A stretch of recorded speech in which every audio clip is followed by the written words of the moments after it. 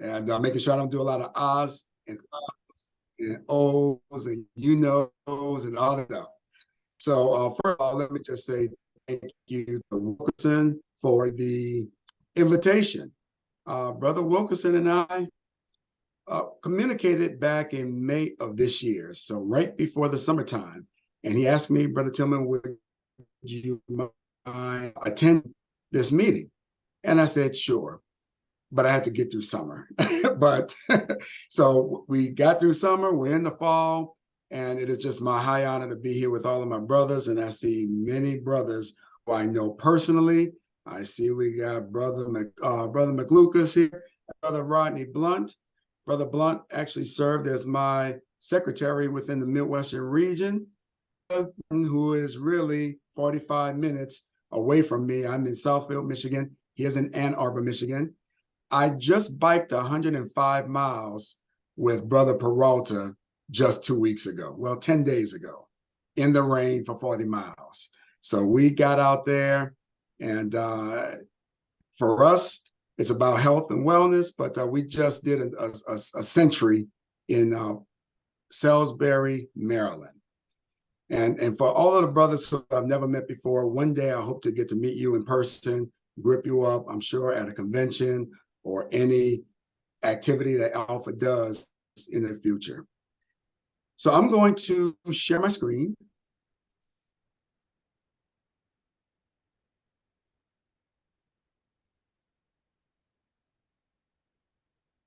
And Brother Wilkerson asked me to speak on the importance of public speaking in leadership.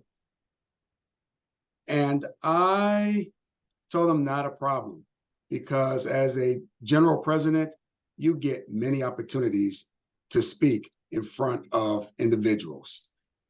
By my count, I think I have spoken to over 200 events where I had to give remarks, where I had to do formal speeches, impromptu speeches, presiding over mega services, you name it, and topics that were not a part of who I am. And so it is very important that this entity, the Toastmasters, Alpha Toastmasters, help grow skills to allow everyone to have the opportunity to influence others. And that's what I'm going to be talking about through the course of this presentation. But I don't assume that everybody knows who I am. So this is just simply a quick Mark Tillman on the page. I am from New Orleans, Louisiana. That means I am a New Orleans Saints fan.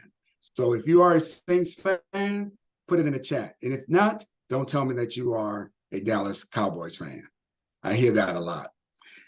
I also have the opportunity to serve, well, I should say I'm married to my first lady, Valicia. We've been married for 27 years. She's been a member of Alpha Kappa Alpha in 2022. So now our roles have reversed. She's busy. I'm the one at home cooking dinner. And then you see that in my background, I am in the IT field. I am a project delivery lead. I'm a senior IT project manager, leading a team of project managers in a cybersecurity information assurance space. And you can see the other roles that I've played in some of my career. Switching to the fact that I enjoy my brothers. I'm a cyclist. So again, I just cycled with Brother Peralta. I cycled with these brothers in Atlanta, Georgia, just this past August. So if you are a cyclist on this call, let me know, pop it in the chat, because we have a group of Alpha cyclists, over 600 of us on the globe, and we encourage each other, we support each other, and so we are about health and fitness. And if you are a brother of the other twos, that is, if you ride a motorcycle, if you enjoy the twisties, if you enjoy the tail of the dragon, 11 miles and 318 curves, pop it in the chat as well, because there's also an Alpha motorcycle group called Alphas on Twos. And we host a yearly Alpha Roundup, which is an event that brothers from around the country get together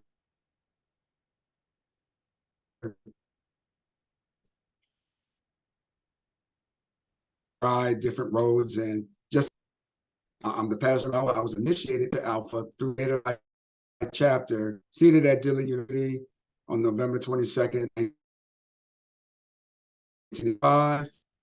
I was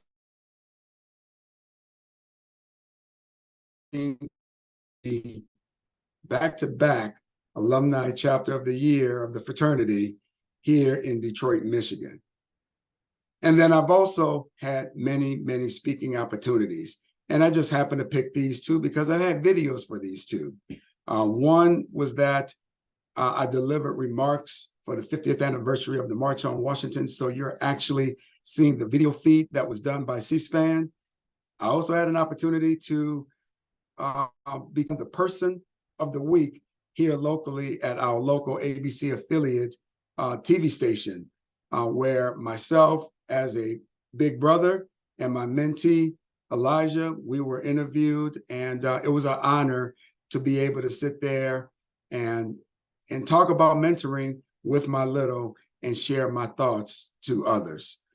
And so in this role, or even in the role of being an alpha, maybe in the role of your current job, you may never know when you will be called upon to speak to an audience. And honing in those skills, honing in on what you need to convey is very, very important. So I just wanted to share a little bit of my background in a minute. But if anyone wants to know a little bit more about me, feel free to get with me. So this is my, I call it personal journey in icons or brands. When did you know that you needed to speak up? You know, when you are a young individual, you don't know exactly what you want to do. You don't know if you want to be a sportscaster or a newscaster, president of the United States.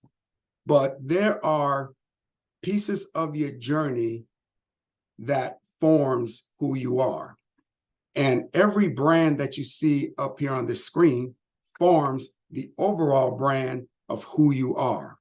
It's simply an amalgamation of these different pieces of your life, these different pieces, these different stages of your life to become the person that you are today. And preparing for this speech, I had to go back and think about when was my first real opportunity that I had to speak up. When I was young, I was a Cub Scout and ultimately became a Boy Scout.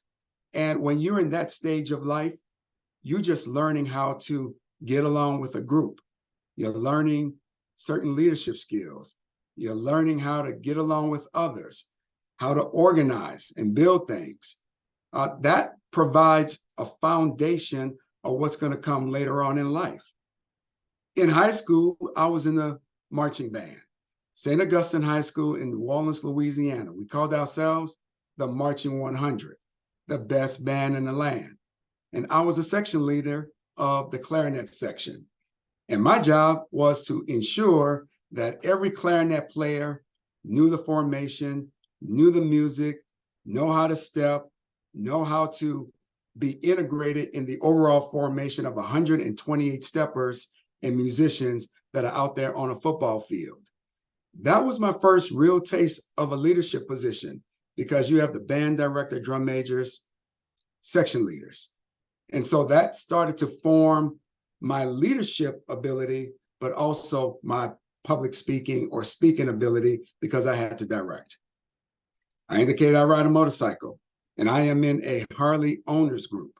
And the one thing about the Harley owners group that I'm in is that I am one of very few African Americans in that group. It is overwhelmingly Caucasian.